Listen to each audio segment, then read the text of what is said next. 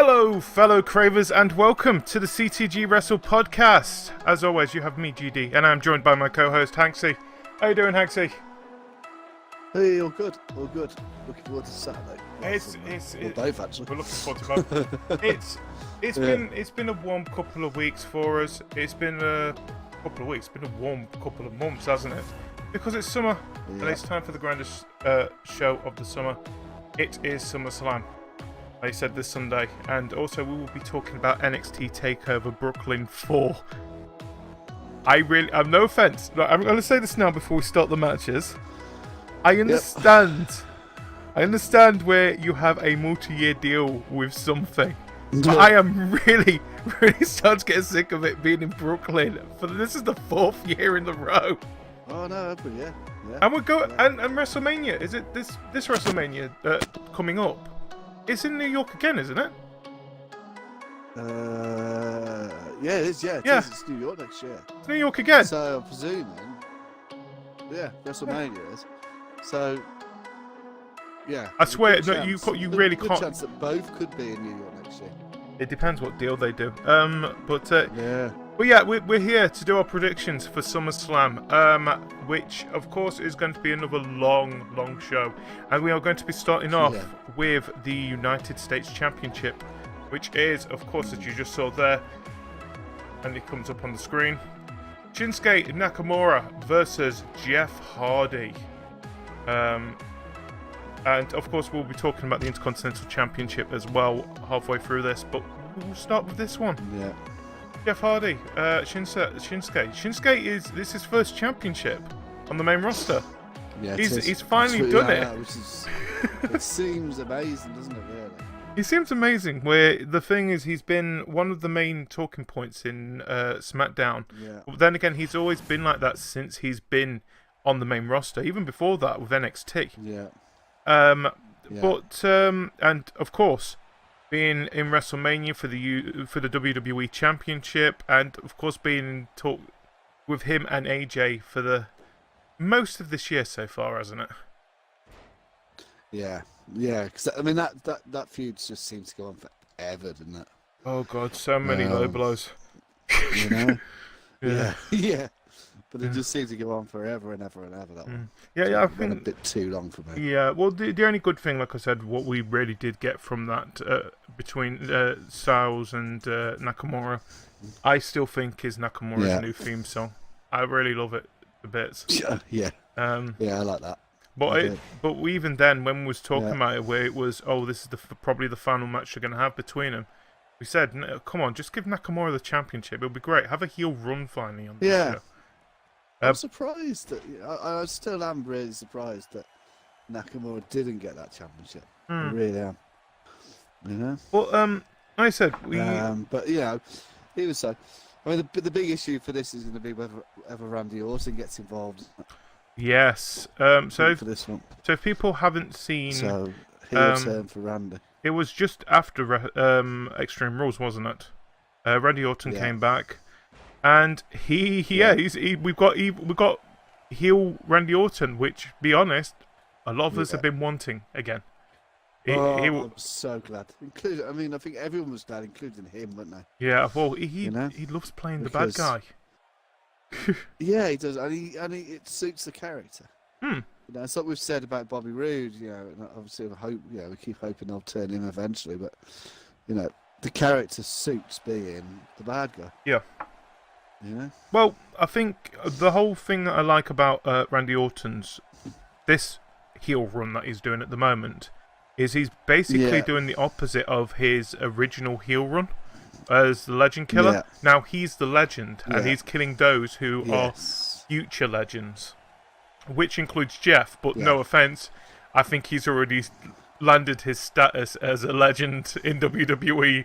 Yeah. Before his current run in the WWE. Just saying. Yeah. If you want to attack one of them, attack Nakamura. He's the new guy. yeah. But I am glad. That they've turned him. Yeah. Same here. The only thing that really freaked me out a little bit is what Randy Orton can do when he's evil. He grabbed He grabbed Jeff Hardy by the hole in his ear. Oh no, that was nasty, wasn't it? I know, I wanted to see that. Yeah, no, that was quite horrible. But I mean, but he is sadistic. This is why the character works. Yeah, when he's playing that heel character. Yeah, you know.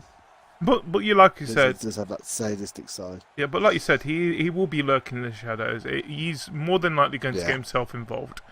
Because he hasn't got a match, so it would make sense. But let's talk about the actual match at Extreme Rules between Jeff Hardy and Shinsuke as well. So that match didn't last long. Nope. Yep. So if people hadn't seen it, spoiler alert if you were planning to go and watch Extreme Rules. Basically Shinsuke low-blowed Jeff Hardy before the match started. For a change. For a change. The referee didn't see it, and it was basically a quick count. It wasn't a quick count, it was a quick 1, 2, 3. Match was over. Shinsuke is now your US champion. And of course, like I said, Jeff Hardy ended up getting another shot. This is where we got Randy Orton getting his heel turn come through anyway. Yeah. So, like I said, I'm happy that Nakamura has got a championship. And it'll be interesting what he can do with the US Championship after the Jeff Hardy thing will end, which I think it will be at SummerSlam. It'll be ending. Yeah. Yeah, I think you're right. I think this is it now. Because I do think, I think obviously the storyline's going to be the Orton storyline. Yeah, definitely. Yeah. Going up to at least Survivor Series. Yeah. So, quick question. I think we both already figured out, just by talking about this, who we think is going to win this match. But we've got to ask it anyway. Who do you think, Shinsuke or Hardy? Oh, I think Shinsuke's going to win. I don't think he'll win it clean, but because I think Orton will get him. It'll be. I mean, it's either going to be Nakamura wins it, or it's going to be that Hardy wins it for disqualification. Yeah. Because Randy Orton comes out and interferes. Yeah. One or t'other, isn't it? One of the two. Yeah. I'm agreeing with you. I think it's either. I think Shinsuke is going to be walking out as a US champion either way. But I've got a feeling it's either going to be a Jeff win by disqualification, or Shinsuke is going to end up winning. And then Randy Orton attacks Jeff Hardy afterwards. Yeah. If they want to, if they do want to shock me a little bit, why not have? And I know you don't really want to turn someone, there's two new people who are heel into this. But I don't mind having a heel versus a face mechanic coming from this. Have Shinsuke or have Shinsuke attack Randy Orton. That'd be actually really interesting. Yeah. Or have Randy Orton attack Shinsuke. Yeah. That would be a great end to this match, I would say. Just because they both want to show dominance themselves. But that's where I'm going with that one. So we've talked about the US Championship. Let's talk about, and I hate to say it, but this is what the class does, the other minor singles championship. It's a horrible way of saying it, but that is what it is classed as. For me, the Intercontinental title could never be a minor championship. No. But then again, it's kind of that because the big one is the Universal, even though I do know what you mean. It's now at the moment, it's a legendary story, this title exists. Which we now know it does because we've actually seen the legendary Brock Lesnar show his face this past couple of months. Intercontinental Championship, Dolph Ziggler versus Seth Rollins. Big point from this. Dean Ambrose is back. Ambrose. He's back. Oh my God, he's pumped. Oh God, he looks even more badass than he did when he had to leave. Obviously, he's had his hair cut. But that helps. Absolutely huge. Yeah. Well, we've only had glimpses of him back because, of course, it was at the end of Raw. I think. We heard rumours that Dean Ambrose would be back. We heard he would be back on the night after SummerSlam. That's what we was hearing at that time. Yeah. Wasn't expecting him to be back for SummerSlam. That is, it's nice to see him back. And well, there was rumours he could have been back for SummerSlam, and it was like I thought he would turn up at SummerSlam. I wasn't expecting him to turn up at the Raw before on Raw. I really didn't. I'm glad he did, because I think it gave it a real boost at the end. And it was a very good Raw this week. Yeah. Very good Raw. The thing is, there's one thing that actually kind of made me click and think, wait a minute, was when they was talking about the contract between Kurt and Dolph Ziggler. Yeah. Where they brought that certain rule up. And I'm thinking, why? The thing is, they would not do a promo just to talk about a certain rule like that. And and it made sense. It made absolute sense. Oh, yeah. That he was going to come back. And I thought, okay, Ambrose, because we knew he was fit. So I thought, okay, Ambrose is going to come back. But I thought he'll turn up. I expected him to turn up on the night.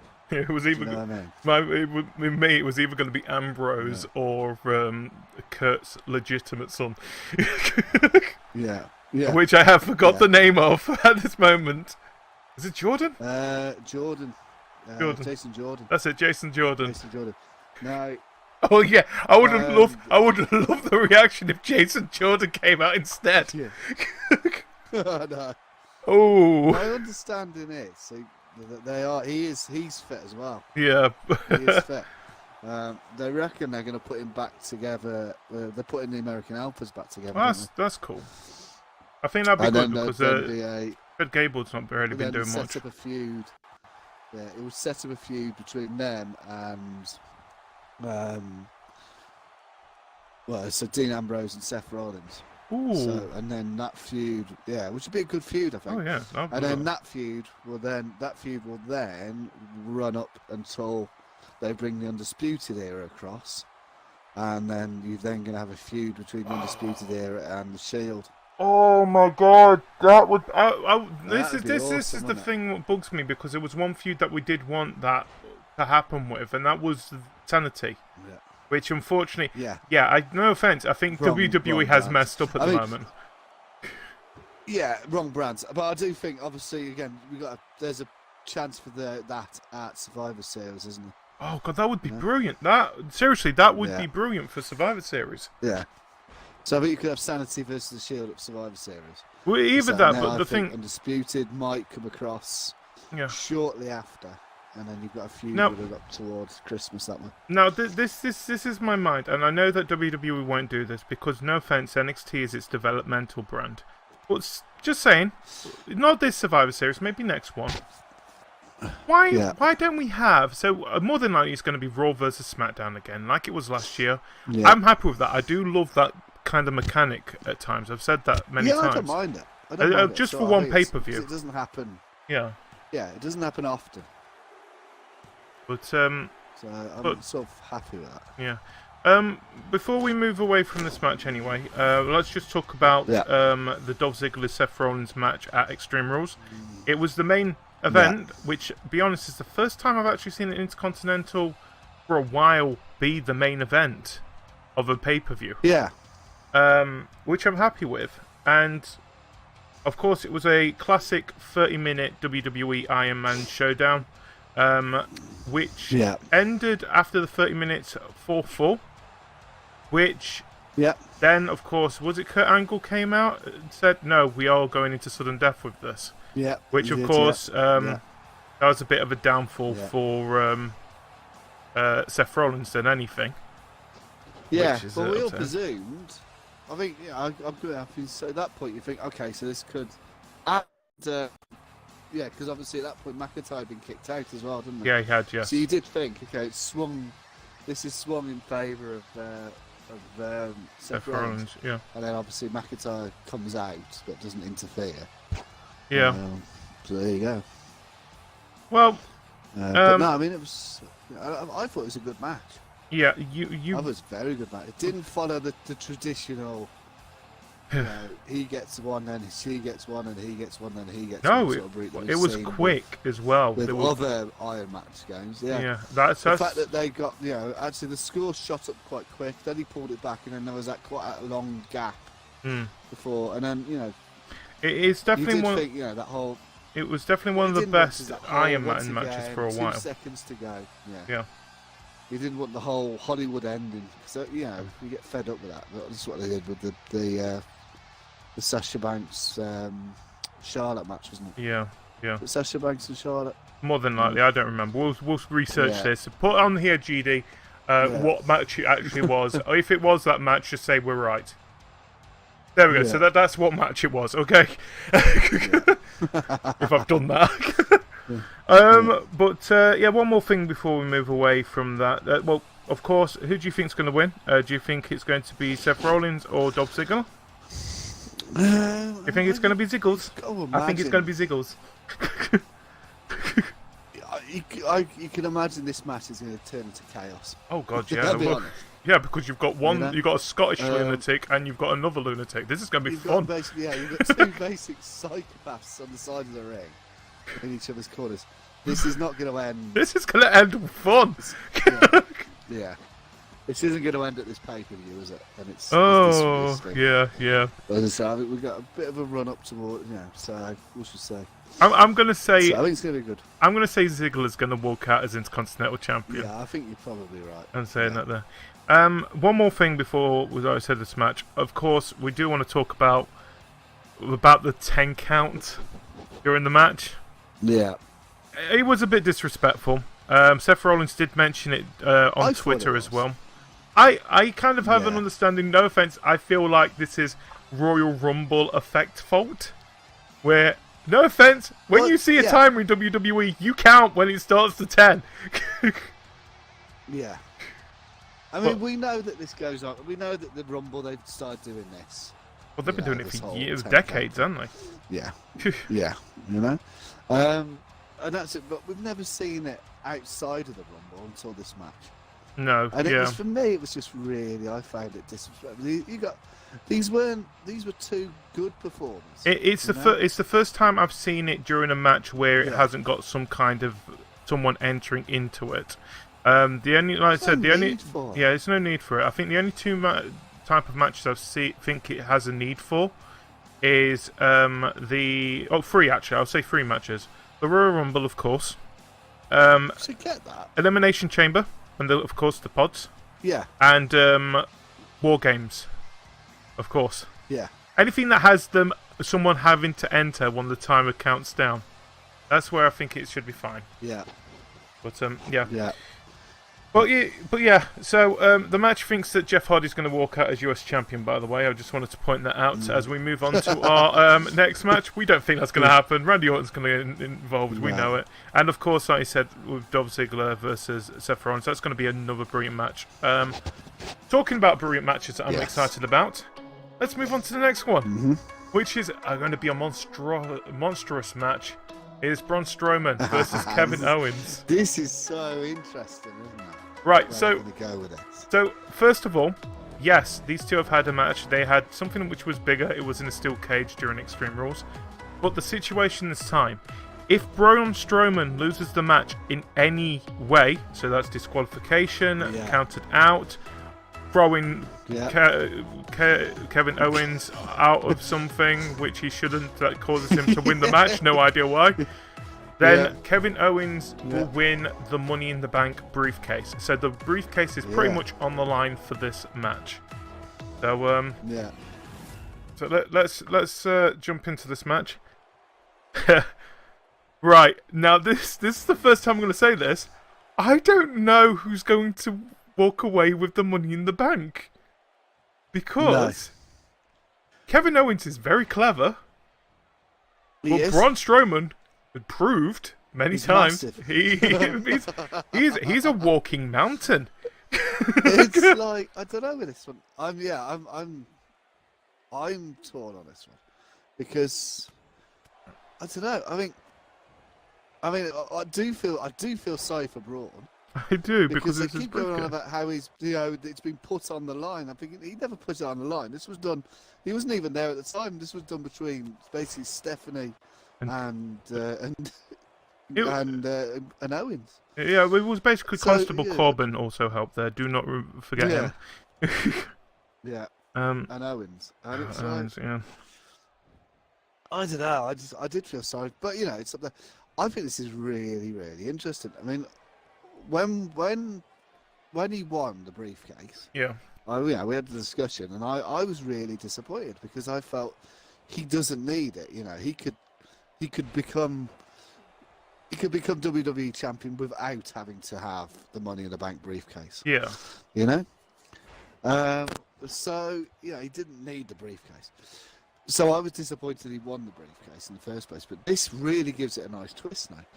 Because you could see him lose. You could see him losing it. Well, the thing is, this is not the first time that the briefcase has been on the line in a match itself. I think one match that I do remember quite fondly was Mr. Kennedy ended up winning the Money in the Bank, and Edge pretty much challenged him for the briefcase.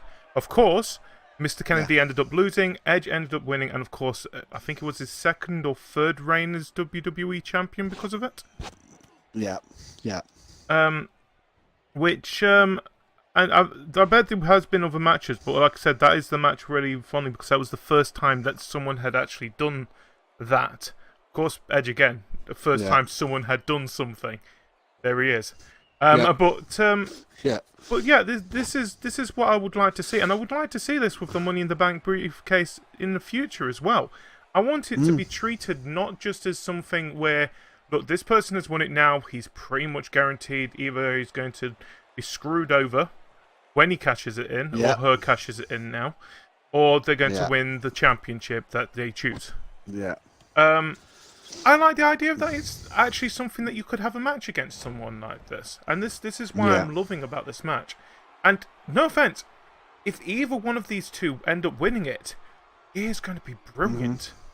And of course, you've got this feeling because of the last one ended up having them not be successful in cashing in the Money in the Bank. Yeah. Whoever does it, if it's Braun Strowman, he's going to be successful cashing it in. And Kevin Owens is one of my favourite superstars in WWE at this time. I think we could have the beginnings of a new authority. Oh god, yeah. You know. Oh, what, Braun Strowman getting screwed over? Owens, and you've got obviously Owens. Has got the ear of Stephanie. So was Corbin. Jinder Mahal's been brought into that now as well. Oh yeah, I've noticed that. Yeah. Yeah, and so I feel like we've actually got, as I say, the beginnings of what could be a new authority type thing coming on. I would like the idea of that, especially something. Yeah, and then that leads us again possible feud with Team Angle versus Team Authority. Yeah, so there's lots of interesting places they could go with that. But just a couple more things I want to talk about this match itself. What has happened leading up to this match? So why did they give Jinder Mahal and Kevin? It was the Kevin Owens show, wasn't it? You knew something bad was going to happen if he had a stage at the top of the ramp. This is it. And not in the ring. In the ring as it would normally be. Yeah. I still thought it was great when he picked it off. No offense, it's his own fault for calling Braun Strowman out. He's going to show up. He's not going to just walk out. You know where he's going to show up. He's going to surprise you. Yeah. And how does he surprise you? By tipping the stage. But again, he planned it, hadn't he? Because because then sets him up with Jinder. Yes, yes, it does. Plus, and he's clever. Plus, we've had some great memes of Kevin Owens and Jinder Mahal look like they're surfing. Thanks for that. Thank you very much. So, mate, this match, who do you think is going to be Mr. Money in the Bank by the end of it? Do you think we're going to be getting the monster in the match? I want it to be Kevin Owens. I really want it to be Kevin Owens. Do you know what? No offense. Because I think he's better value with it. I really like Braun Strowman. No offense. And Braun Strowman will be WWE champion. Of course, without a doubt. No offense to Braun Strowman. Now, I would love him to be WWE Universal Champion, and I will mention this later on. But I would like him to probably be it during SummerSlam. But at the same time, I think Kevin Owens deserves another shot with the Universal Championship. He got robbed of it. It was so entertaining. Yes. So entertaining. It was. Well, But yeah, it was a really good one. You know, he's obviously he had Chris Jericho backing him last time. yes, This time he's going to have, if he does have a run, I'd say this time it looks like he's going to have, you know, Constable Corbin, Constable Corbin and Stephanie. and Jinder Mahal. Yeah. Yeah. You know, so. Well, mate, according to this match, Kevin Owens is going to be walking out as Mr. Money in the Bank as well. I know, it's a shocker. Yeah. You know, the match thinks that Braun Strowman will lose to Kevin Owens. Can we just point out one thing from Extreme Rules? This is the Braun Strowman who literally threw Kevin Owens off a steel cage through a table. Of course, he lost. I was really hoping at one point that they were going to actually form some sort of team because it actually looked really entertaining, but you know, obviously they can't because of the whole heel thing. You know what I love about this as well? I did call last month that Kevin Owens would win, but he would not be walking out. My thought was that he was going to be pushed through the steel cage. I was not expecting that, and I'm happy that actually. No offense to Kevin Owens. I mean, the thing was, I had it fun. What was so impressive was the fact he was actually thrown off. He was thrown. Okay, so you know, and that takes. I mean, number one, that takes a lot of trust. And a lot of aiming, you know, accuracy but there. it takes a lot of guts as well. The person doing. You know, when we've seen it the last few times, you know, it's been particularly the thing about Shane. Oh god, he just Shane's goes either limp. Jumped off. Yeah, he's jumped off, or he's fallen off. Yeah. Actually, you know, but in this under his own steam with this one, you know, he actually was literally thrown off. Yeah, seriously, if you haven't seen that yet, if you get a chance after this, go and watch. Just search for the Steel Cage Extreme Rules 2018 match. Just for the end of it, it is one of the scariest, but one of the, if you are a WWE fan, one of the funniest things you've seen. But let's move on to the next match. We was going to talk about another match there, but of course we'll do our usual quick rundown during the final match as well. Well, it's time for a bit of Women's Championship Wrestling. And the match we have chosen to go with is the Raw Women's Championship, just because of the potential outside of WWE for this one. It is Alexa Bliss versus Ronda Rousey. So, we are here again. Ronda Rousey, this is her second pay-per-view? Second single match pay-per-view. Yeah, it's the second single match. Because the first one obviously was WrestleMania, and her third. It's actually one match now on. Yeah, she had one on. It's third singles match. Yeah, and so 2 out of the 3 matches have been championship matches. Yeah. So it's not bad, is it? No. I would love that record for myself. Well, currently not on Raw. I don't want to face Brock Lesnar. Actually... No. They're extending her contract. She's looking to, apparently. No, well, she's on a multi-year contract already. Yeah. But she's talking about the fact that obviously her plan was to do this for a couple of years, I think, with the idea of then retiring to start a family. But she's actually saying, there was an interview with her where she said that she's loving it so much, far more than she ever thought she would. And that she's actually looking to change her plans. You know, I think at one point she was joking about having if she does have a baby, having the baby come back and manage her or something like that. Yeah. But she's obviously looking at this for a long career now, which is good. Price Miss hasn't done that yet.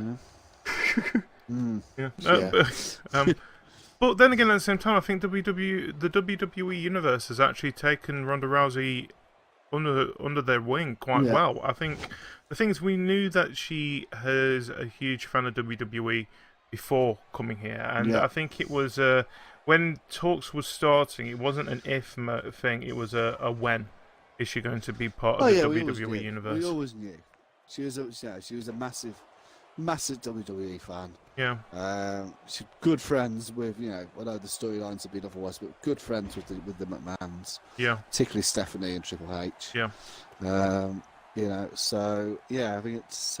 And by the sounds things, yeah, even in. Good. And you know what? She's good. She's not. I know. I like.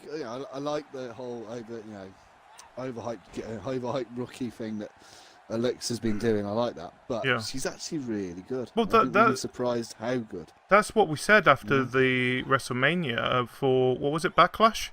We ended up talking about the whole Ronda Rousey, Kurt Angle versus Stephanie and Triple H. Ronda Rousey, we thought she was not going to be that involved. We thought this was going to be Kurt Angle versus Triple H. She shocked us. She did. We saw that there was a little bit of rookiness there, but it was something that for someone who had their first match being on one of the biggest, it is the biggest place you could be in sports entertainment.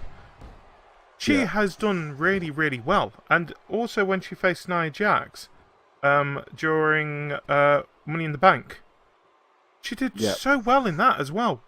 Yeah, I think absolutely. Every match she's just impressed. She's impressed every time. She's impressed every time she's been in the ring.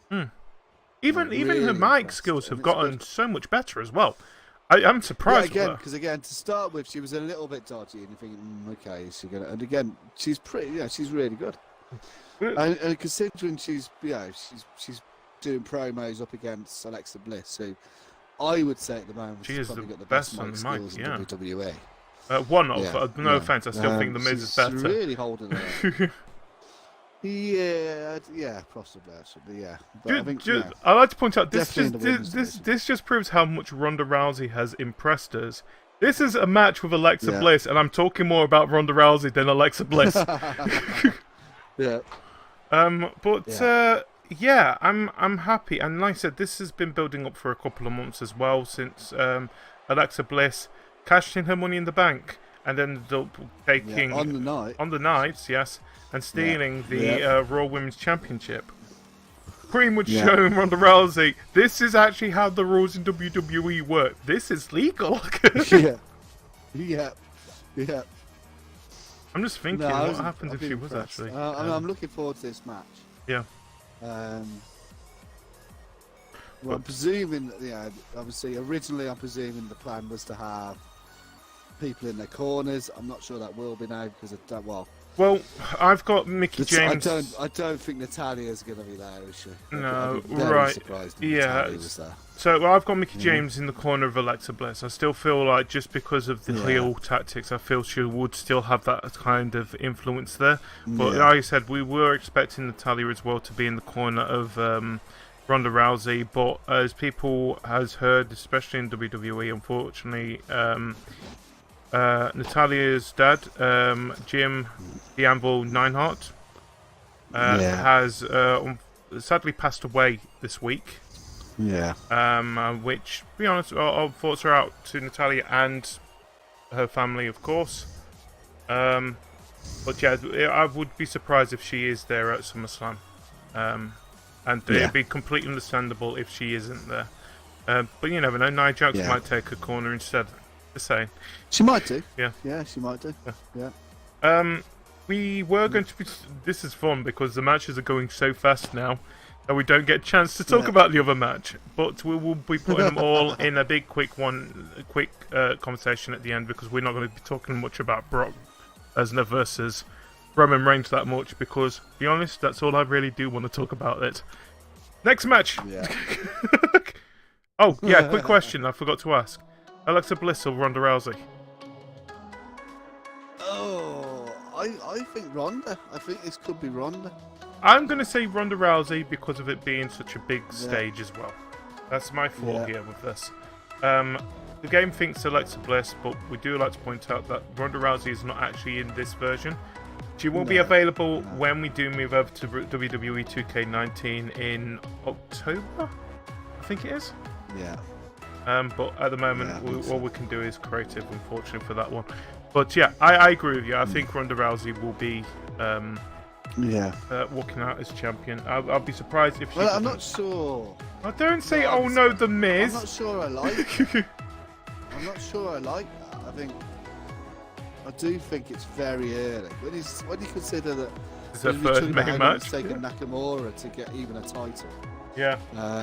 You know, and I think she's good, but you know she hasn't got the pedigree that Nakamura's got. Yeah, but at the same time, you're saying she hasn't got the pedigree that Nakamura has. But the difference is it's what global presence she has as well. It's like personally, if it's like Brock Lesnar as well. He's got such a huge global presence for who he is. That's probably the main reason why he's still got the championship at the moment. Just saying. Yeah. But But yeah, let's talk about what I think is going to be the show stealer of SummerSlam. And I know you're saying, "Oh no, the Miz," but this match has been building up for years and years and years. Is Daniel Bryan versus the Miz finally? Yeah, so he's more annoying than having a wasp nest in your boxer shorts. Yeah. Thanks, Saints. I didn't realise there's some of the stuff on it. I've got to admit, I didn't realise that that they'd been in NXT together. Yeah, I did.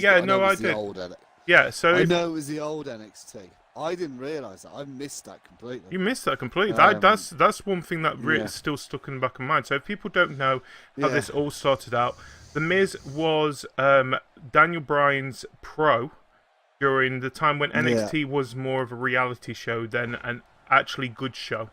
To a point that their takeover shows sometimes basically take over the whole weekend. Which is kind of ironic for what they're called, actually, now thinking of it. So the rivalry started on from there. And one thing as well that really might have also stuck a thorn in the Miz's side with Daniel Bryan. When it was the Nexus versus John Cena's team, they ended up picking Daniel Bryan over the Miz. So that was another thing. And of course, it's just been building and building and building. And I think it's been built, and I mean, obviously we had that really explosive sort of couple of weeks on Talking Smack, and it really kicked off. And to a point kayfabe.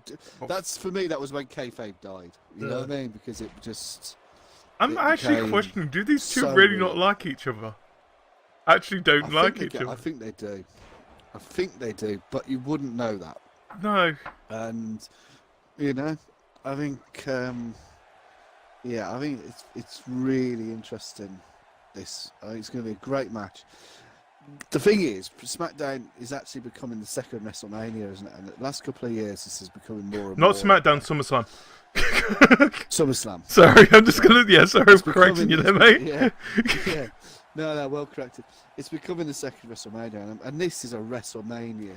I didn't think this would happen now. Well, this is the thing, when we... The fact they've been keeping them apart pretty much up till now made me think, okay, this isn't going to happen till WrestleMania. This is a WrestleMania moment. It's just imploded this past couple of weeks. It's huge. Yeah.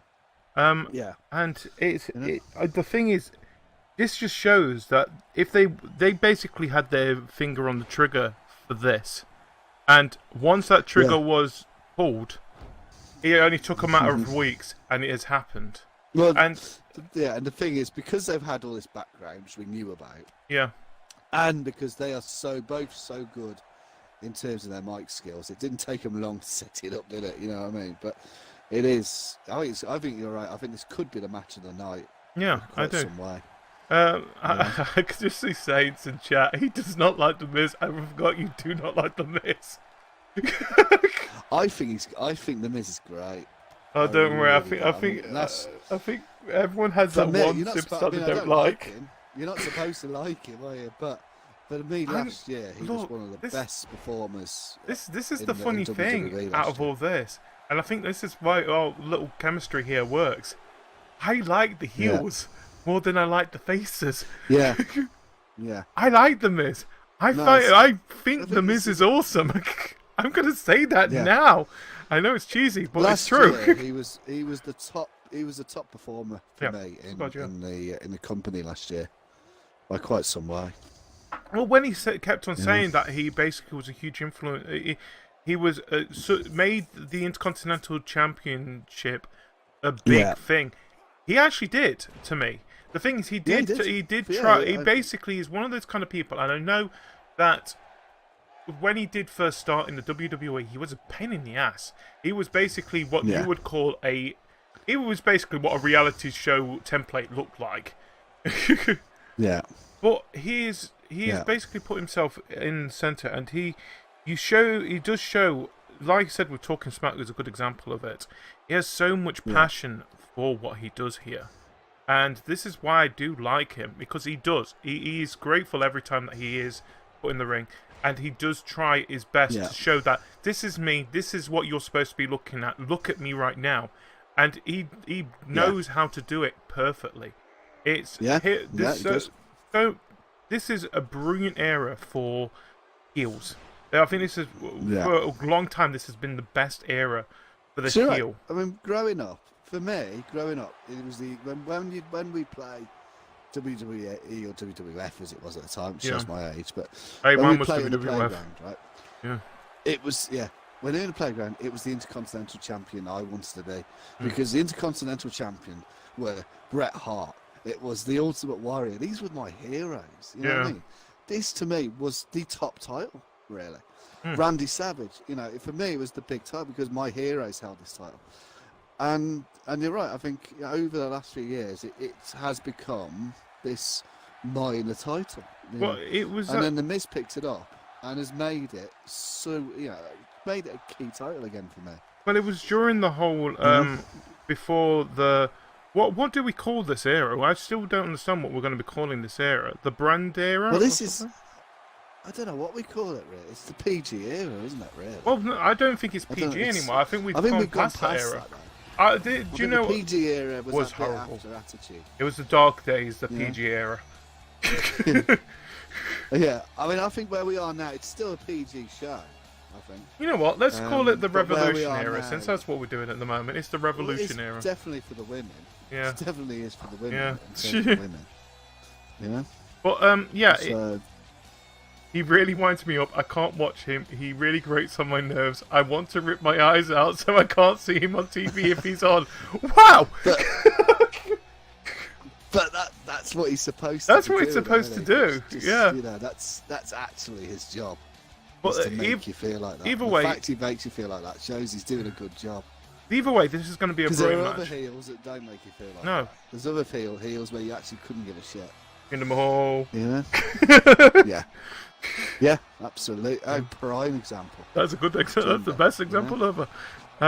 So, mate, Daniel Bryan versus The Miz. I know we didn't talk much about Daniel Bryan, but I don't think we really need to. It's got to be Daniel Bryan, hasn't it?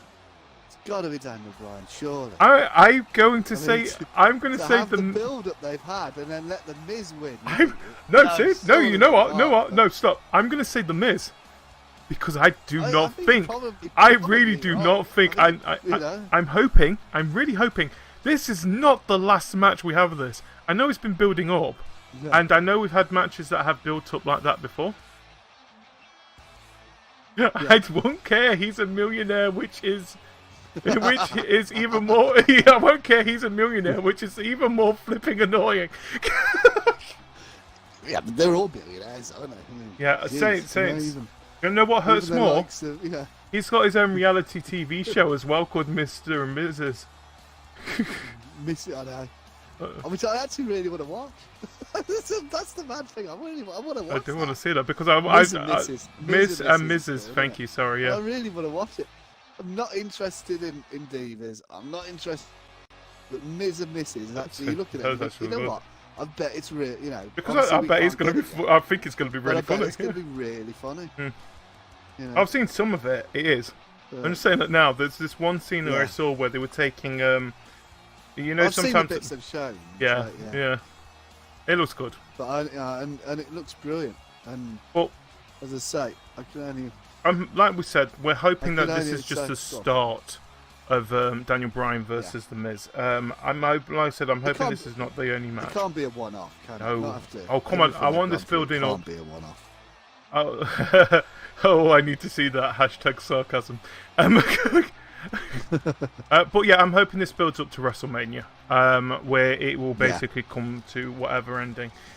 I'm just seeing why this is going to be a fun over 6-7 months now. Yeah. Anyway, mate, the game thinks that Daniel Bryan's going to win as well. I'm just saying that now. Let's talk about this match. Oh, we are at this point already. I didn't know we had reached this point. No, seriously, this has gone really quick for once. It's time for the Universal Championship. Are you not? I mean, is there not even part of you that's looking forward to this? No, because I've seen it. Actually. Do you know what? I would love it. I would have loved it if I hadn't seen this every time that Brock Lesnar has shown up for the past 2 years. Oh, guess what? It's gonna be Brock Lesnar versus Roman Reigns. Oh, I have not seen that match apart from the biggest Royal Rumble, WrestleMania, WrestleMania. Yeah. Oh, and don't forget WrestleMania. I don't know. I don't like either of these two people. And it really, this is the thing. We were saying with The Miz just in chat just now. This is what irritates me. I don't give a damn. I'm not the only one. There is such a huge part of the universe that just... Why? Why him again? Seriously, why him again? Yeah. I feel sorry for Roman, to be fair. Because I like Roman, actually. I don't think Roman is terrible. I'm not a hater. But I just think... But I just think this isn't good for Roman. What's that? This match feels like it was going when Coco Beware was debuting. Yeah, it does seem to have been going on and on. But I just feel, I don't know. Look, I feel sorry for Roman because I don't think this is right for Roman. I don't think it's right for Roman. I do think this should have been. I don't understand where they're going with it. Why it's Roman Reigns and not Bobby Lashley? I don't know. I don't like Bobby Lashley. I probably dislike Bobby Lashley more than either of these two. It seemed to make sense bringing Bobby Lashley back for this match, didn't it? And then it didn't happen. I don't get it. Do you know what really annoys me with this whole thing? This whole thing that has been building up to Brock Lesnar at SummerSlam versus Roman Reigns again. I'm surprised that they haven't started numbering these, but it's the whole point that we had Extreme Rules where it was Roman Reigns versus Bobby Lashley, and there was no reason for them to have that match at Extreme Rules. We said this last month. There is no reason for them to have their works. There was nothing there. And then they basically came to a point that Brock Lesnar, he had to have a match. How were we going to decide his opponent? We were going to have two fatal triple threat matches, and then the two winners of those triple threat matches would have been facing each other the next week. When they named who was going to be in those triple threat matches and who was in each group, I was looking at it thinking, seriously, WWE, do not do this. They did. They ended up doing it.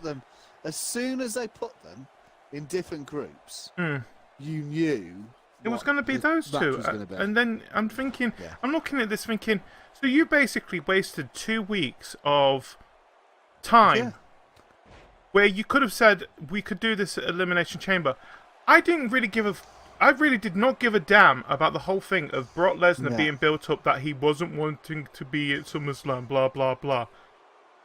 What is the point? Seriously, what was the point of this whole story? I just don't give a damn. Do you know what would have really made me so much happier out of all of this? If you did strip him of the goddamn championship. It would have made so many people... You heard the huge cheer when they said that he was going to be stripped of the championship. I would have loved... Do you know what bugs me the whole thing of this match? It isn't Roman Reigns. It's Brock Lesnar. It is Brock Lesnar again. Because if they swear... I swear if he walks out as a champion again... You know that the universe will not let you... I think he's going to. I think he's going to. I think he's in the... I'm getting so bloody round up. We know he's going back to UFC. Oh, we know he's going back to UFC. Right? We don't know...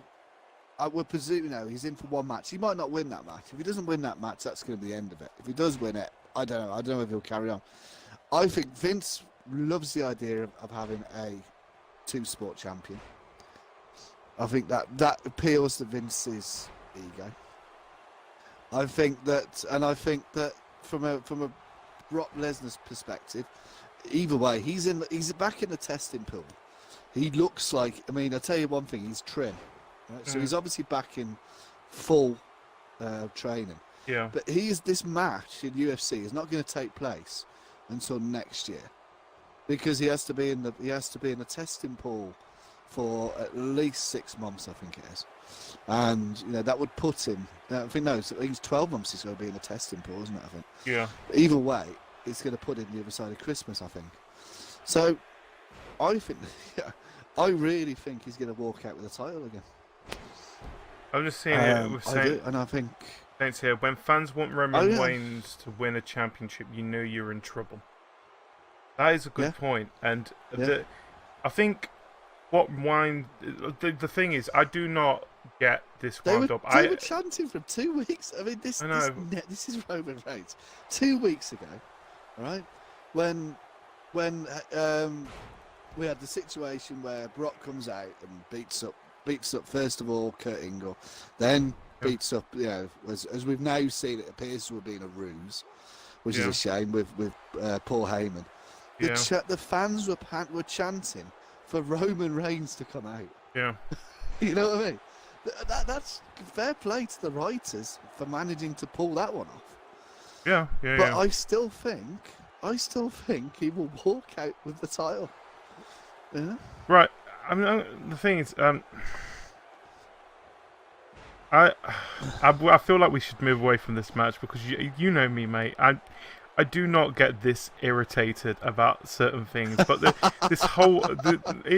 thing is, this has been building up for me for many years, and I think what really has pushed me over the edge was WrestleMania, where Roman Reigns did basically got slaughtered again. I'm looking and thinking, no. One more thing I just want to add on here. If Brock Lesnar does walk away as champion again, it's now not just going to make the Universal Champion, which I'm going to be honest, at the moment, it just seems more like a obsolete every week that passes.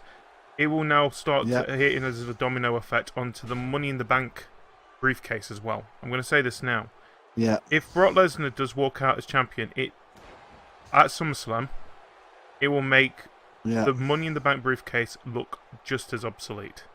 And it really bugs me, because you will now have either one of two people who, to be honest, does deserve Universal Championship time again, or for the first time.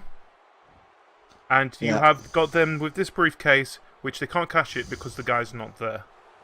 And it would bug me. It would really bug me. Yeah. So let's say this. I agree with you. I think I do totally agree. But I just get this feeling he's going to walk out. And I think the problem is, we shouldn't be. WWE's not listening. Everything. Yeah. No. But the thing is, everything about this match screams out that Roman is going to win. You know? And we had that at WrestleMania. At WrestleMania, we'd been told for 12 months. For 12 months, all of the media, the likes of Dave Meltzer, let's not talk about him right now. Yeah, he got minus 6 stars. Thanks, Seth. Was saying this is what's going to happen. He's going to carry it to WrestleMania next year. Yeah. Roman's going to win it. We think this is the most boring match that's going to be on the night at WrestleMania, because we know what the result is. And then Brock Lesnar wins it, and then we go. It was still boring. It makes sense. They're gonna. Yeah, it was still boring.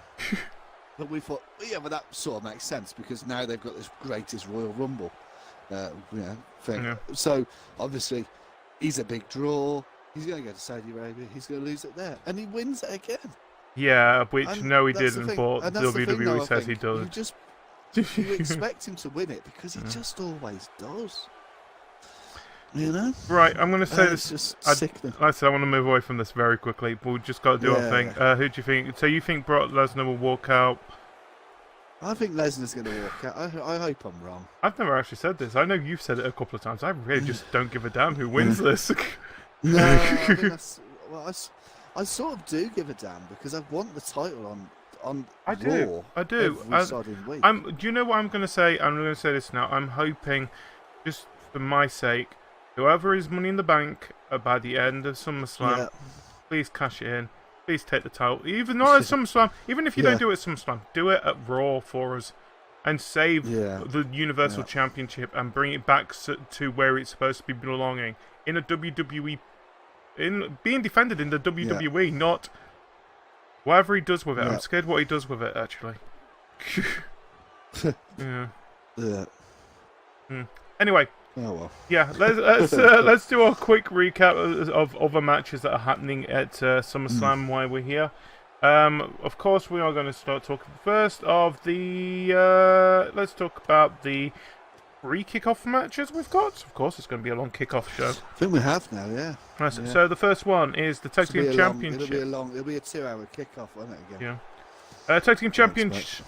The B Team versus the Revival. The B Team are champions. Yay! I love it. I love it. I love it. They carried it.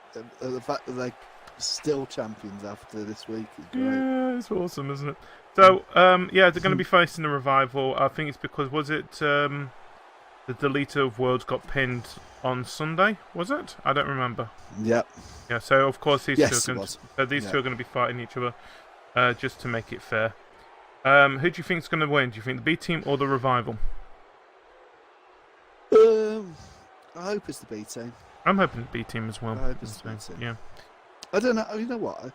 I love the Revival in NXT. I just think they're still struggling to find their feet a little bit. Yeah. I think he didn't help with them getting injured. Works. Yeah. No. And I also think the whole fists not flips thing worked in NXT because they were against DIY, which is the team that was more flips than fists. Yeah, exactly. It really worked. And then they've come across into the main roster, and it's like, oh, we don't do all that flippy stuff, and we're actually like, yeah, but that's sort of what we like, you know. Yeah. We like the fact that they, and I mean that's the problem of, I'm not sure if it works as well as it should. So you think we both think B Team. I think they need to be holding the championship for a bit longer anyway. But yeah, like I said, I hope the Revival do get their footing back in again with this. I mean, like I said, the injuries didn't really help, and like you did say, NXT is. We already said this. NXT is such a whole different platform compared to the main roster nowadays. And we've seen so many teams just fall apart as soon as they reach the main roster. And unfortunately, I feel Revival is one of those teams at the moment as well. Next kickoff match, Rusev and Lana versus Andrade, Cien Almas, and Zelina Vega. So, from WWE Championship shot to kickoff show. Well done, Rusev. I know. It's sad, isn't it? Sorry for this. Yeah.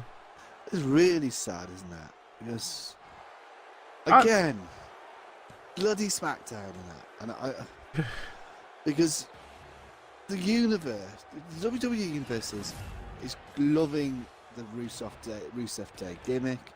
Yeah. We think it's, Rusev, we love him, we love what's going on with Aiden English and all that. And they just screwed it all up again. I think it's starting to die down a bit, I've noticed, during SmackDown as well. When Aiden English was out there to face Almas, when he did the whole, you know what day it is, I've never heard the actual universe so deflated when saying Rusev Day ever. Yeah. And it's heartbreaking. This is it. But it just annoys me.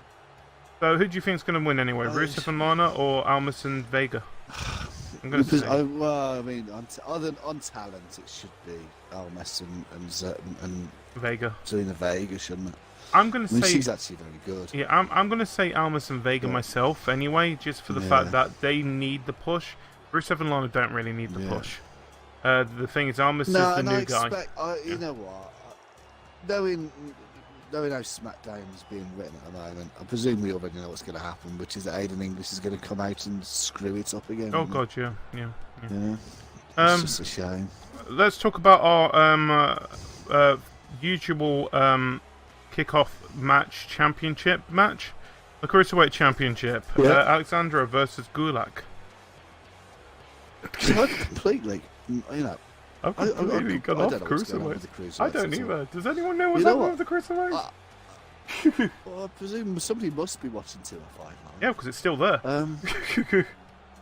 But I'm waiting for NXT UK to start. I'm going to be honest. On all accounts, 205 Live is a really good show. Yeah, which is upsetting. I've never watched it. My only interaction with the cruiserweights really was when they were on Raw. And they're not on there anymore. Admit, it took me a while to realise that they were no longer on Raw. Yeah, same here. I was trying to think. Nothing's gone purple around here for a while, has it? No. It was at least 2 months after they had their last match. Because obviously it went all quiet after it, so... oh yeah, they're trying to think, right, let's calm down a bit, yeah. Well, when they ended up having their own general manager as well, wasn't it? So I think they started to think, we've now reached a point where we need a general manager. No, you haven't. Yeah. The tournament was great, but no offence, who won it? He's boring. Yeah. And I just feel, yeah, I've got no idea. It just feels a bit... For me, they should have kept them. 1 second. They should have knocked the nonsense on the head of changing the rope colours and stuff like that. But they should have kept it on Raw to keep that interest and keep them linked in. Right. Because there isn't that link. Yeah, mate. Just because we don't know what's going on, I'm thinking for this one, we should flip a coin. So I'll let you pick heads or tails. Heads. No, you didn't tell me. You didn't say who was heads and who was tails. Good point. Let's try it again. So Alexander is heads. Gulak is tails. Why did I tell you to pick one then? Let's go. 3, 2, 1. I dropped the coin, and it is. It's heads. So that was Alexander. So Alexander's going to defend his championship. Well done. Yeah, well done him. Congratulations. Congratulations. Something no one gives a shit about. Yeah. We're just moving through the SummerSlam and then we'll go on to NXT from this. So Elias is going to be performing his greatest song at SummerSlam. Yay, Elias! I'm happy he's going to be there. I love Elias. Yeah, same here. The thing is, he's one of my favourites, and he's got an actual album. I did not know he had an album. It's great, isn't it? It's got about. I think he's only got about 4 songs on it. Well, who gives a damn? It's good songs, yeah. Better than some of the stuff I've heard for a while. Yeah. SmackDown time. Yeah, it's better than anything being written by Stormzy. Love the sound effects making it sound like you have money. Show off. I do. It's a 50p piece on the floor, and I can't be able to reach it. SmackDown Tag Team Championship. It was hardly the sound of a gold bar hitting the floor, was it? It's my gold bar. I'm not going to flip a gold bar. It's heads or tails. Which side is it says where the symbols are. Whatever. SmackDown Tag Team Champions, the Bludgeon Brothers versus the New Day. Oh, glad you start this one, mate. Shit. Oh, I don't care. Just say the New Day. I don't care. Say the New Day. Well, we want the New Day to win. I don't really give a damn, actually. I don't know. I really do not give a damn. Even if the New Day win it. So uninterested. Oh wow! I've never felt the actual energy escape from any kind of division by one tag team just winning the championship. Yeah. Wow. It's well done, Bludgeon Brothers. You've done what you were meant to. You basically killed everything. Yeah. Well done. Nobody cares. Yeah. The thing was, you didn't. Do you want me to flip the coin again? Bloody. You know what? What annoys me again, right? Coming back to the writing on SmackDown, isn't it? Where you think, oh, nobody seems to be able to beat this team. They seem to be pretty much unbeatable. Yeah. Oh, wow. Sanity have turned up. They're pretty awesome. Don't tell us that they're turning up. Let them turn up. New Day. Oh, God, yeah, I forgot about that. And then they lose to the New Day. Yeah, that's how you basically make a team that did so well in NXT look weak. Like Authors of Pain. Yeah. Sorry, guys. Yeah. Oh wow. Exactly. We're not talking. Yeah, let's not talk about them. Yeah. So, should I flip the coin for this one? You know, I didn't give a damn. There you go. There's the coin. No, I don't care. No, I don't care. Okay. I want New Day to win. I expect Bludgeon Brothers will win. Yeah. Finn Balor versus Constable Baron Corbin. Yay, we're doing this again. Yeah, we'll do this again. It'll be a good It's going to be a good match. match, yeah. I like both. Yeah. I want Finn Balor to win. I have a feeling Corbin seems to have the sort of like a little bit of momentum behind him. Yeah. I think, you know what, whoever wins that match, it's going to be a brilliant match. That's why I'm looking at Yeah, from I think here. it should be good. I hope Balor wins just for the fact that it would be nice to see. Corbin does not need it. He's on TV pretty much every week at the moment, isn't he? Thanks to his he's on a lot thanks to being a constable in that now. Yeah, I like it. It's I'm helped enjoying him. It. I think it's a really Rainy 50p's. I think it's a really good gimmick. Won't go down well at strip club though. That's why I'm not allowed in the strip clubs anymore. It's one of the new ones. It's got. You get thrown shit, out if you throw shit. I don't know You which tend to one get it thrown is. out of strip clubs if you throw change at the strippers. Oh. Can't reach it now. It's frowned on. SmackDown Women's Championship: Carmella, Charlotte Flair, Becky Lynch. I really, really hope this wouldn't turn into a triple threat match. I'm going to say this now. Do you know what? I didn't want us to turn into a triple threat. I really want. I feel really sorry for Becky Lynch, and I know you're supposed to. I know that's the storyline, and so therefore it's worked. The whole we should feel sorry for Becky. You know what? I'm going to say. But I do feel sorry for Becky. You know what? I'm going to say this now. Not within the storyline. I think Becky Lynch is going to win this. I feel sorry for her generally because I think that Yeah. I think she could still win it. No, do you know what? I'm going to say she's going to win this, the, but she's going to screw over Charlotte. Yeah, possibly. I'm going to go with that. That's my. They'll screw over each other, won't they? And then Carmella will win. Ah! I was disappointed with the promo this week. I know. I don't remember the promo. What was the promo this week?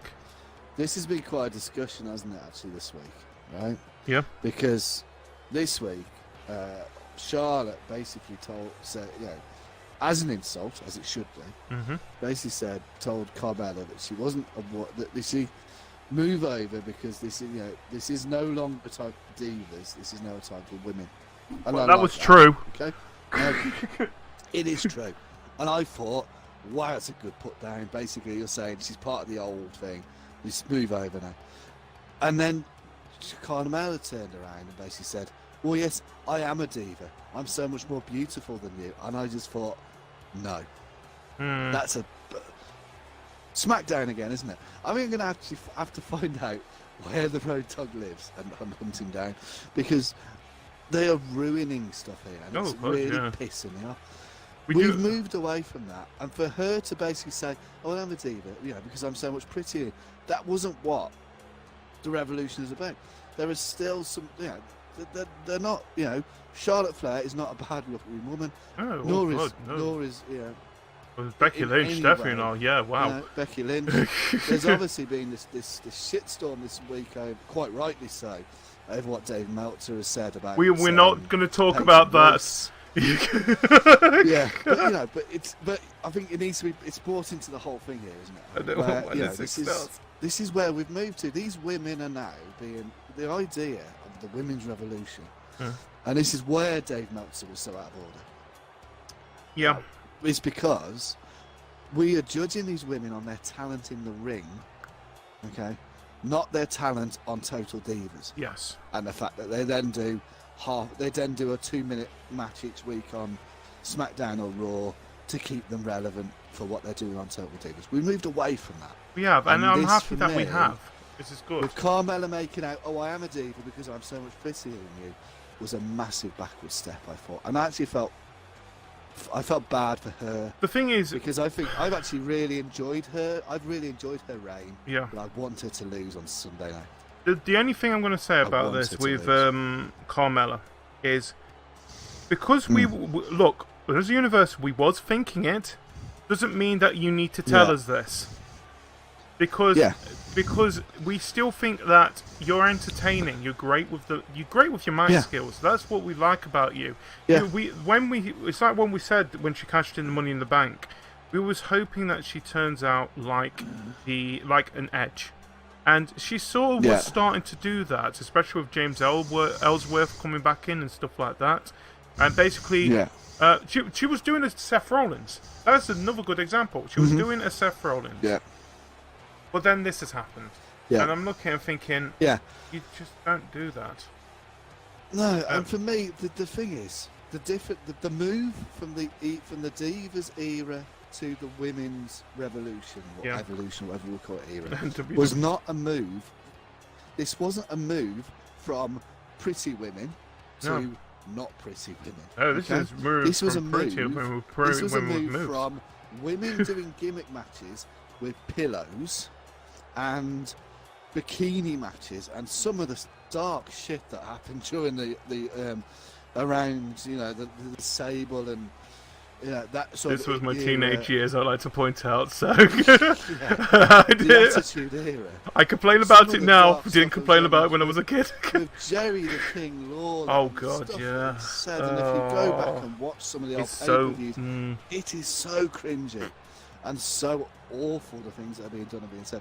That was what we moved away from, and for me, it was out of step this week. Well, I felt bad for her. Mate, we'll talk more about the women's stuff in a minute, because like I said, I just was one more match, and we'll mention your quote that you said just a minute ago.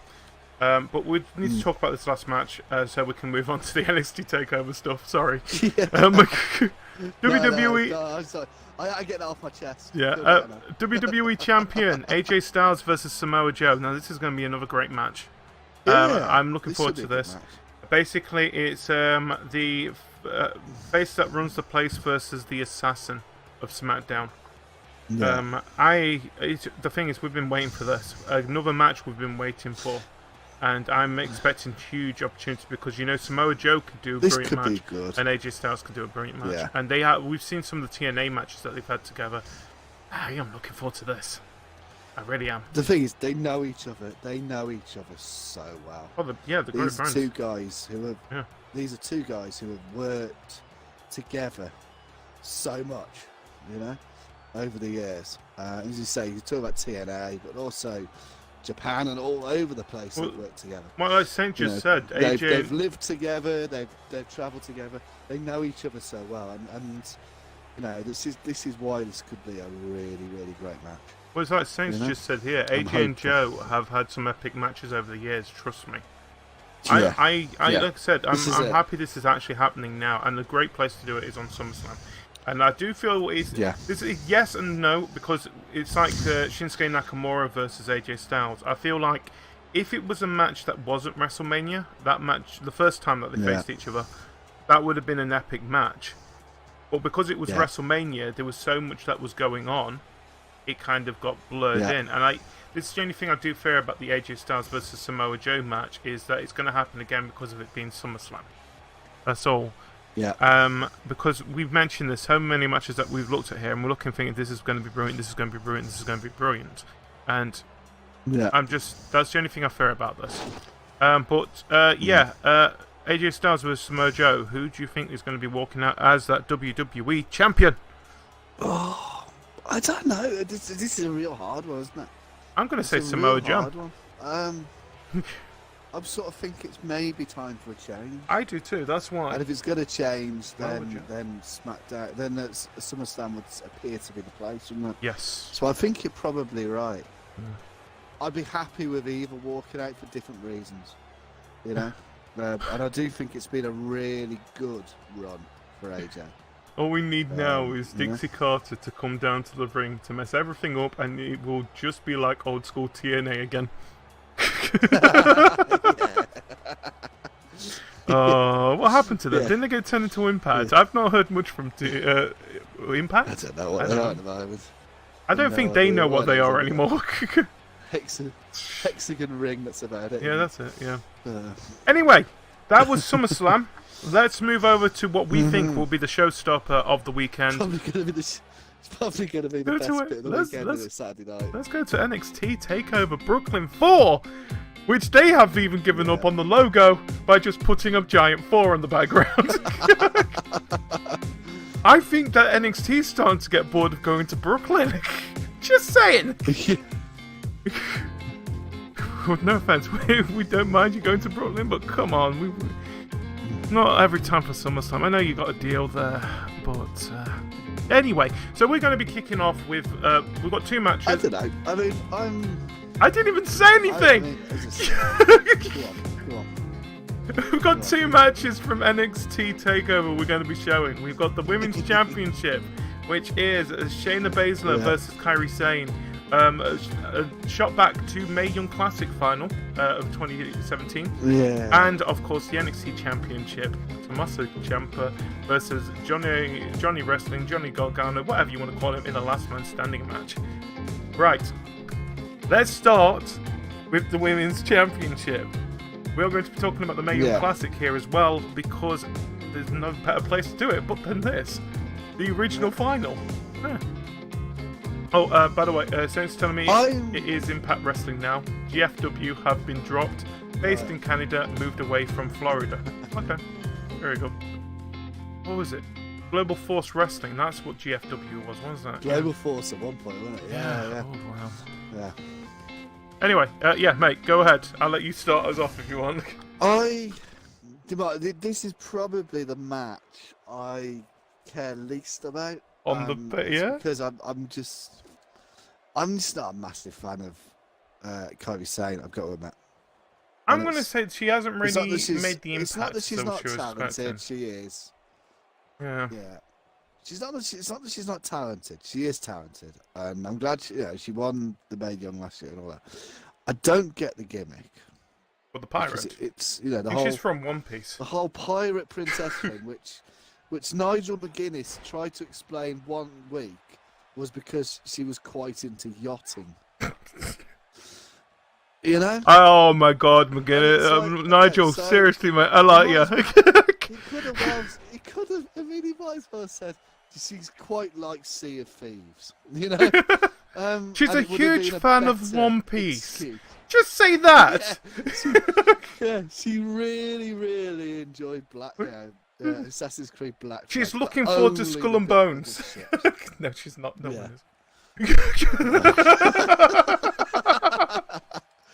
Sorry.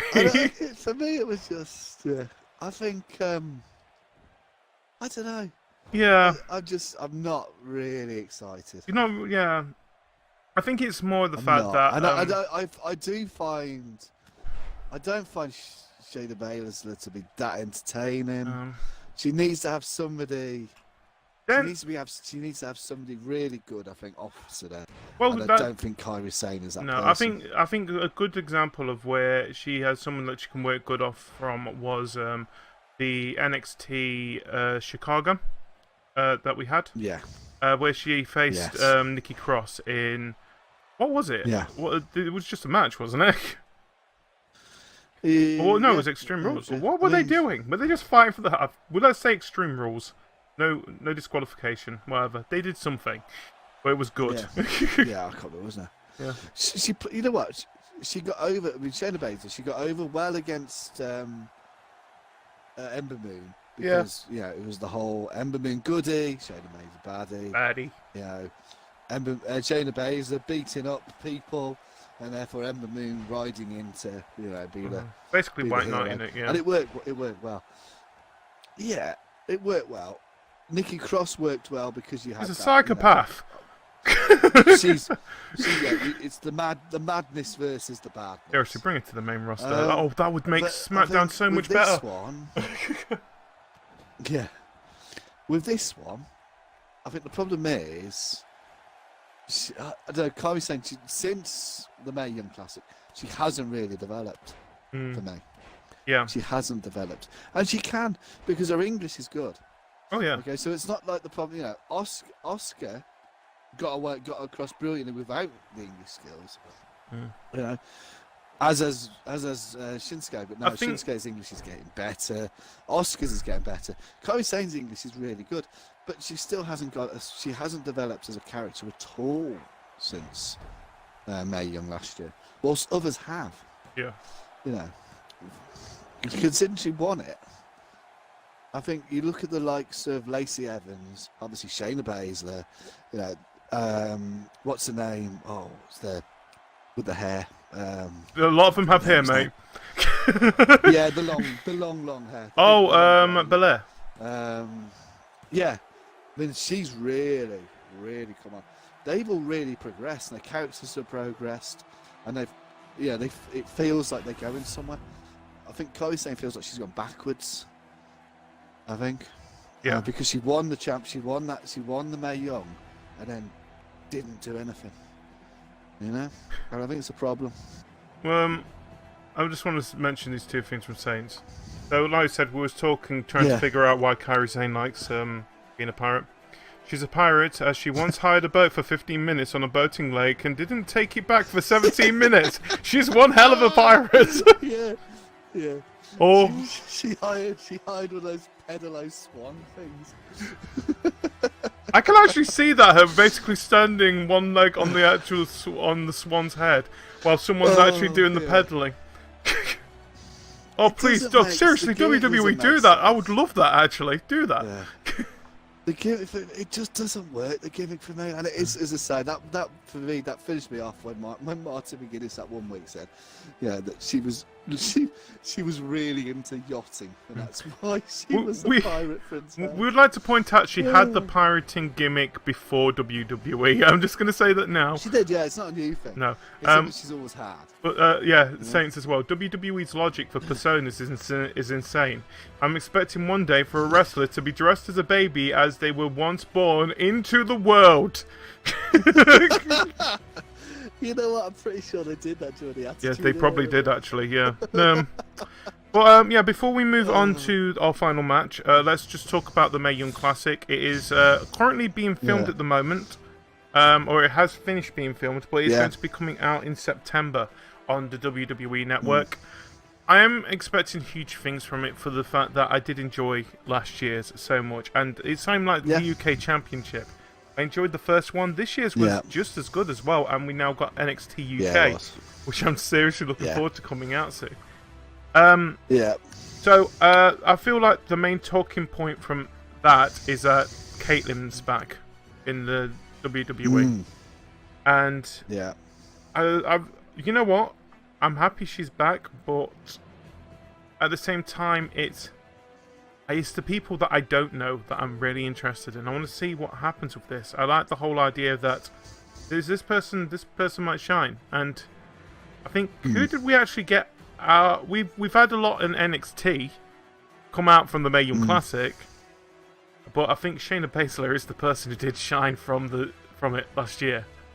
I hate to say that. Well, she's champ. She did. She was, and so she should, and she was very good. I do think there have been others, as I said to you, that have also developed quite well. I think Lacey Evans in particular, I think, has really developed. Yeah. I didn't like. Oh, and Toni Storm as well. She's in it again, isn't she? Yeah. She's in the Mae Young Classic again. Yeah. So there are ones who've really come through. Actually, I think really progressed. And I think that is my problem with Kairi Sane. I just don't think she's developed, or some of the others have. I think she's been outshone by people who were still there at that time, like you said, Ember Moon and Nikki Cross, who was still there. And I think it didn't help that she basically, a lot of people probably looked at her and thinking, right, you can tell this is the person that might be replacing Asuka. I'm thinking, it's a bit harsh to say that, but it did, I hate to say it did feel a little bit like that to me as well. Yeah. But yeah, like I said, the Mae Young Classic is September. I'm looking forward to it. Beginning, I think it's the first week in September. It will be basically culminating for the final to be at the WWE's. I think this is WWE's first all-female pay-per-view. It is Evolution. Evolution. I wonder where they got that name from. Triple H. But so the Mae Young Classic will be there, which I'm looking forward to as well from that as well. Yeah, I think so. But we'll talk more about Evolution. What are we in August? Is it next month? No, it's October. No, it's October. Which we thought we got 2 in October. Which we thought was going to be Halloween Havoc. October, and we've got and the Superdome. We've got Evolution, and we've got this massive Australian thing, haven't we? Which we're going to basically be talking about, and then realise it is basically just another house show. I wonder where... Oh, God, it's going to be the greatest show all over again. It is, yes. Greatest Royal Rumble all over again, isn't it, basically? Yeah. As Saint says, won't be a patch on World of Sport Wrestling. Have you seen that yet? I haven't seen it yet. It's good, but it's good, but it is definitely not WWE quality. I'm looking and thinking, it's not. I want it to be, but it's not. Damn it, ITV. It's town hall wrestling, isn't it? Oh, damn it, ITV. Yeah. Seriously. It's town hall wrestling, it is.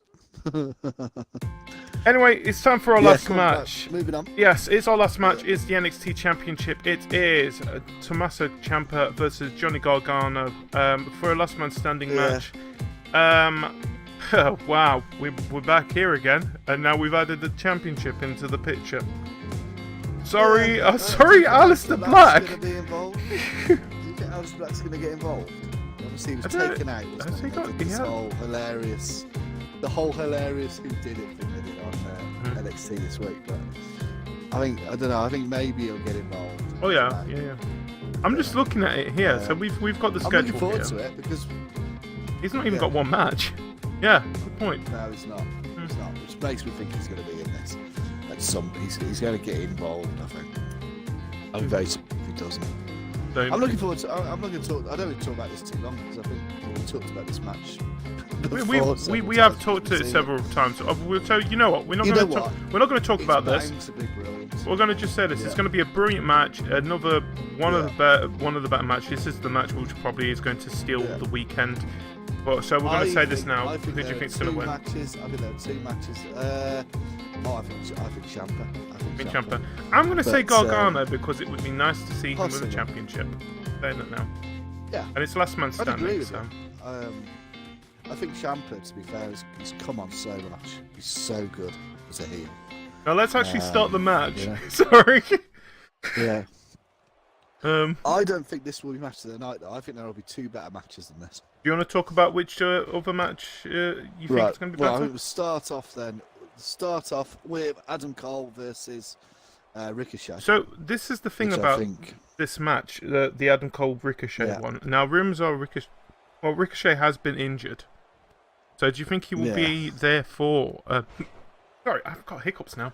There for Saturday. Do you think he will be fit and ready for it? Not, and they haven't said he's not. And this week, they were still building for it. So I'm presuming it's going to go ahead. Last week, they did the whole giving him a beat down on the ramp, but he didn't, he just appeared on the ramp, so he didn't actually say anything of it, which fueled the rumours he'd been injured.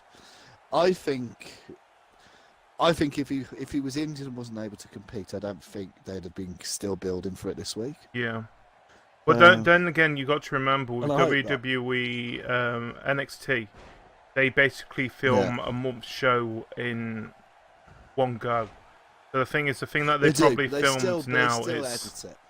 That's a good point. They still edit it. The thing is, if they was injured, they would try and sort it out. Yeah. Yeah. Which is. If he was injured, they'd have. When we've seen this in the past, what they've done is they put an edit in there. Usually it's a backstage, something to do with William Regal and a chat or somebody being beaten up backstage. They haven't done that, so I'm presuming it's still going to go ahead, and I hope so because I think this is going to be brilliant. Nice because it seems like I think that he's going to try and. I think Adam Cole's going to win. Yeah. I think Adam Cole's going to win. I'd be surprised if he lost because I'm presuming that there's going to be some assistance, even though there's a tag team match of the night. Like I said, with me, I feel like Adam Cole's going to win this as well for the one reason only, and I feel like that Ricochet might be fit enough for this match, but he might not be fit enough fully. So they might be thinking, right, still have this match. This is the match that we're still going to go and run with. We haven't got really enough time to actually put something else in place here. So, and we still need the North American Championship. It's our newest champion. I don't think he'll win it clean. Yeah. I don't think he'll win it clean. I mean, these are 2 of my favourite. To be honest, in the whole company, these are 2 of my favourite performers at the moment. 2 of my other favourite performers in the company right now are in the other match I was going to say about. Let me guess which one it is. I was going to guess that one. Yeah. Oh, sorry. Again, I like Velveteen Dream versus EC3. Yeah. Wow. This could be epic. Well, the thing is, Velveteen Dream. Yeah. He is every time I've seen him on TakeOver matches and even on NXT. He's got better and better, hasn't he? I think, like I said, one of my favourite matches was him versus Aleister Black. That was brilliant. Yeah. That was just In the same my name match. yeah. Which for me, I think was where he really came of age, actually, Velveteen. And then we had the ladder match where him and Ricochet, although Adam Cole won it, him and Ricochet stole the show. But it was a brilliant ladder match either way. That's the thing. Yeah. For me, EC3 was also brilliant in that match. I mean, the damage that EC3 took in that match was immense. And I think he got overshadowed by the fact that one, Adam Cole won it, and two, Ricochet and Velveteen Dream appeared to be trying to outdo each other on who could jump off the largest ladder. Typical ladder match. It was an amazing match. Yeah. And then since then, he's just kicked on, hasn't he? Yeah. He's just kicked on, and I think this could be brilliant. We know what EC3 is capable of. So who do you think is going to win between the two of them, though? I would like it to be Velveteen. I'm not sure. I mean, Velveteen lost against Ricochet, which again was a great match. Yeah. It's an interesting one, this one, isn't it? Because it's obviously with the Ricochet match. Ricochet was by far, he was the face. Velveteen was the heel. In this one, actually, what we've really got are two heels, moderate heels. Yeah. They're moderate heels. We've got two egos, huge egos, and they're not really heels, but they're not really face. Well, the thing is, you can't really call yourself a face if you keep saying that you're in the 1%. Just saying, it doesn't work. Yeah. Yeah. Maybe. So I think if you like it to be. Mate, I've got the coin. I've got the coin. If you want me to flip the coin. Flip the coin, but whoever wins this, I think, is going to have the momentum, because I think they're going to get pushed into that main event picture pretty quickly. Right, mate. If you said you said that you want to flip the coin, which one do you want to be on? Which one? Let's have EC3 heads and Velveteen tails. Okay. And flip that coin. Flip the coin. It's heads. What is with this coin? Let's do heads in a row. EC3. EC3. EC3, I think you said, yeah. EC3 is going to win that match according to the coin. I like this game. I think we should have the coin from now on. I'm just saying this now. If we can't figure it out, we'll go with the coin. But it's going to be a good match. Yeah. Good. Before we talk about the last match, I just want to say a few things that Saint's been saying. Another thing about World of Sports Wrestling. Some of it's so painful that Grado ripping it up in the ring. Yeah, right. Only thing he rips is his tights. And Ricochet sounds like an Irish builder. Ricochet, he is bro. He does. Yeah. Oh God. Yeah, good. Yeah, my name's Ricochet. I've come to Tarmac Drive. Oh dear. Wow. But yeah, Ricochet is brilliant. Just go watch it. The last match is for the Tag Team Championships. Tag teams. Yeah, the Undisputed Era versus Mustache Mountain. I like Mustache Mountain. If people do not know who Mustache Mountain is, it's two of WWE's best UK wrestlers that we've got at the moment as well. It is Trent Seven and Tyler Bate. Even at the UK Championship, NXT UK show, where they won the Tag Team Championships for that show. Yeah. They basically dropped them. Yeah. Yeah. Yeah. And yeah, I'm going to say this now. I don't think that Mustache Mountain's going to win this. No. And my reason why is, now I don't know anything that happened at, was it Cambridge last month, where the first tapings were? Yeah. I don't know what has happened at that show, so I'm trying to keep it secret from me for the fact that I do want to see it when it does come to the network. Yeah, same as me. Yeah. But I know that Tyler Bates and Trent Seven will be there. They will be part of that faction of WWE. Yeah.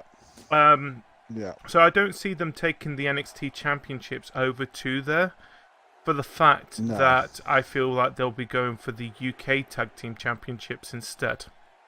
Myself. Yeah. Then again, they could probably do some filming with the Tag Team Championships there, but then it kind of spoiled. Yeah, That's why I don't think they're going to do it, because it would be spoiled if they do win it and it comes out, say, next month. No, I think you're right. They won the championships at the UK Championship, and it was great. And it was a big thing. It was a UK Championship, UK team winning. Oh God, yeah, ruptured. Yeah. And then they dropped them pretty much straight away. And I don't think they're going to pick them back up again. Still going to be a brilliant match. Nothing better than what. This is what I actually find funny about this whole thing in WWE. I've noticed when it becomes, it's like last year, one of the best matches in WWE last year was for the UK Championship. Again. It was Tyler Bates versus Pete Dunne. Pete Dunne, yeah. Pete Dunne. It was for me, it was match of the year.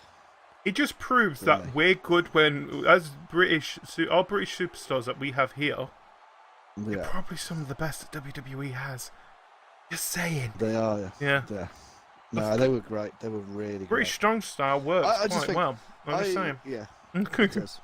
But I do think you're right. I think Undisputed are going to win this. And I think we're then moving towards something between.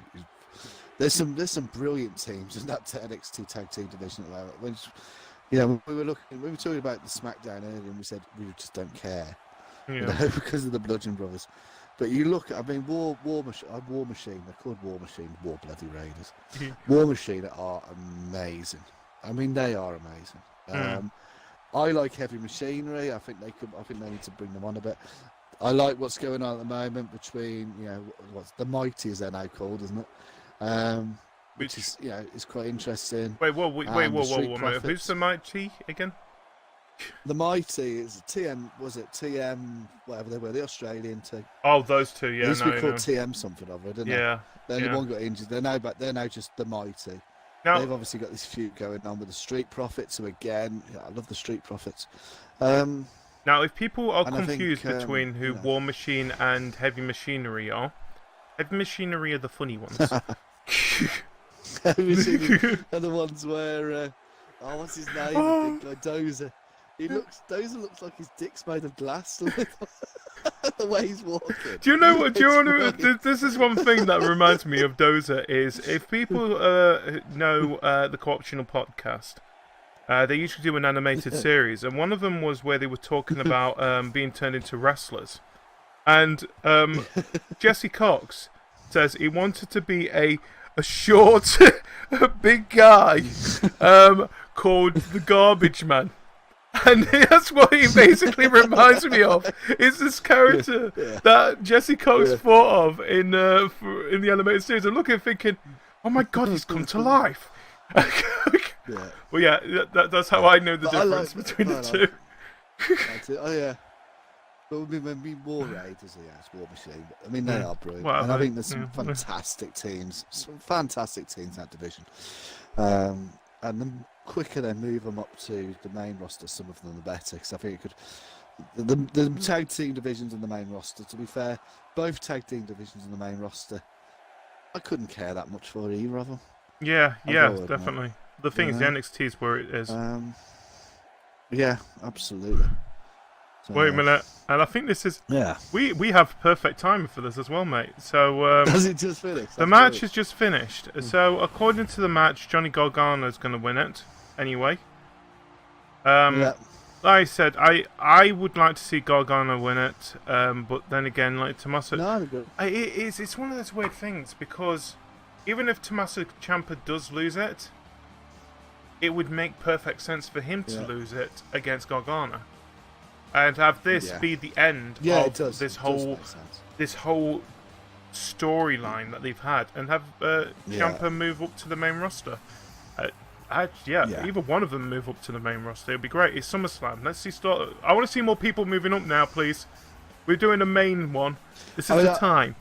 I think we could see. I think we're going to see some move up after SmackDown. Nikki Cross. See a move up after not SmackDown. SummerSlam. Well, Nikki Cross. Nikki Cross is actually touring with the SmackDown roster, isn't she? Well, she was. The one thing that a lot of people noticed as well when they came and talked about WWE Evolution, she was on the stage as well. Yeah, she was on the stage. Yeah. And the reason she's on the stage is because she's actually part of the SmackDown. She is part of the SmackDown roster already. Yeah. And she's touring with them. So she's doing the house shows. So she's obviously still doing tapings for NXT, but she's touring with SmackDown. I think there's just a feeling that she wasn't quite ready to be on regular live TV, and that's why they held her back slightly. Yeah. I think she'll be main roster very soon. Well, mate, we have come to the end of our pretty podcast. No, it's not called that. It's called the CTG Wrestle Podcast. Oh God, we are not turning it into the pretty podcast. Saying it now. What would Dave Meltzer say? He'd say it wasn't pretty anymore. No. -6 stars. But yeah, we. Oh fuck it now. But so like I said, SummerSlam is this Sunday, of course on the WWE Network, and of course NXT TakeOver Brooklyn 4. Yes, even though we're starting to worry about what we're going to be numbering it now. Oh, please be Roman numerals next time around. That'd be fun. What would it be? A V? Oh, it would be a V. Awesome.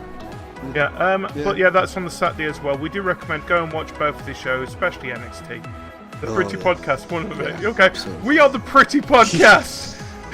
The Pretty Podcast. And of course, we will be back next month for the next pay-per-view, which is in San Antonio, Texas, known as something called Hell in a Cell. You heard of that kind of thing, mate? Yeah. It's this new structure. Yeah. It's quite good. But yeah, that. Do you know who's going to be in the Hell in a Cell? Good. Roman Reigns versus Brock Lesnar. No! It's just like a nightmare that will never. Why? No more! Let me escape this nightmare. But yeah, like I said, Hell in the Cell is September the 16th. Of course, we will be back to do our predictions for that. And then, of course, just to name what's coming up the rest of the year, the Super Showdown, October the 6th in Melbourne. Then October 28th, Evolution. First WWE Women's Pay-Per-View. Looking forward to that. Well, according to WWE, it's the first women's pay-per-view. We know how they go with that. Strowman versus The Miz in the Cell. It can't be. They're on two different shows. Survivor Series then in November the 18th. Of course, that will have NXT War Games. I think they have actually officially said it will be War Games again. And then, of course, December the 16th is TLC, Tables, Ladders, and a shiny new chair will be happening there. Yes. Do you remember when for 1 year they called it Tables, Ladders, Chairs, and Stairs? Yeah, because we added the stairs match. Why? they were in every match. That's how they get in the ring sometimes. Apart from the bigger guys, they can just climb. Wow. Only worked for 1 year. Worked from where? It was a good year. But, sorry. But yeah, so there we have it. Thank you for joining us. Hanksy, again, thank you for joining me for this podcast. Always a pleasure. Yes. Always a pleasure. And of course, thank you for joining us as well. This has been the Pretty Podcast, now renamed. Thanks, Saints. No, we're not. We're the CTG Wrestle Podcast here. And of course, until next time, thank you. And goodbye, everybody. Goodbye.